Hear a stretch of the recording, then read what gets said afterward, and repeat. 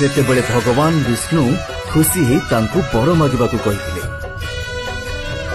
ବତ୍ସ, ମୁଁ ତୁମ ଭକ୍ତିରେ ବହୁତ ଖୁସି। ତୁମେ ଯାହା ବର ମାଗୁଛ ମାଗ, ମୁଁ ପୂରା କରିବି। ପ୍ରଭୁ, ଆପଣ ମୋତେ କଥା ଦିଅନ୍ତୁ ଯେ ବଡ଼ ଦେଉଳରେ ସବୁଦିନ ରହିବେ, ଏହି ଶ୍ରୀକ୍ଷେତ୍ର ଛାଡ଼ି କୁଆଡ଼େ ବି ଯିବେ ନାହିଁ। ଠିକ ଅଛି, ମୁଁ କଥା ଦଉଛି, ବଡ଼ ଦେଉଳ ଛାଡ଼ି କୁଆଡ଼େ ଯିବିନି। ପ୍ରଭୁ, ଏହି ବଡ଼ ଦାଣ୍ଡରେ ବର୍ଷକରେ ଥରେ ରଥଯାତ୍ରା ହେବ।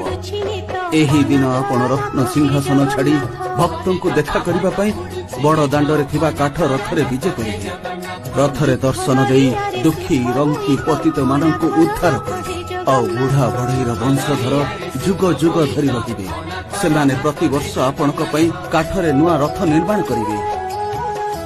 ତଥାସ୍ତୁ, ଏହା ହିଁ ହବ। ପ୍ରଭୁ, ମୁଁ ଚାହୁଁନି କେହି ଭକ୍ତ ଆପଣଙ୍କ ଦେଖା ନ ପାଇ ବଡ଼ ଦେଉଳରୁ ଫେରି ଯାଉ। ତେଣୁ ଭକ୍ତଙ୍କ ପାଇଁ ରାତି ଅଧ ଯାଏଁ ଆପଣଙ୍କ ଦ୍ୱାର ଖୋଲା ରହିବ ଏବଂ ରାତ୍ରି 5 ଘଡ଼ି ଥିବ ଆପଣଙ୍କ ଦ୍ୱାର ଫିଟିବ। ତଥାସ୍ତୁ। ବତ୍ସ, ଏସବୁ ବର ତ ଜଗତର କଲ୍ୟାଣ ପାଇଁ ମାଗିଲ। ଏବେ ତୁମ ନିଜ ପାଇଁ କିଛି ବର ମାଗ। ମୋ ନିଜ ପାଇଁ କିଛି ଦରକାର ନାହିଁ ପ୍ରଭୁ। ଦେବେ ଯଦି କେବଳ ଗୋଟିଏ କୃପା କରନ୍ତୁ, ମୋ ବଂଶରେ ମୋ ପରେ ଯେମିତି ଆଉ କେହି ନ ରୁହନ୍ତୁ, ଏତିକି ଆଶୀର୍ବାଦ କରନ୍ତୁ ପ୍ରଭୁ।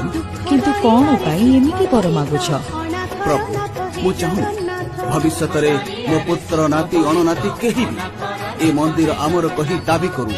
ତେଣୁ ମୋ ପରେ ମୋ ବଂଶରେ ଆଉ କେହି ନ ରହୁ।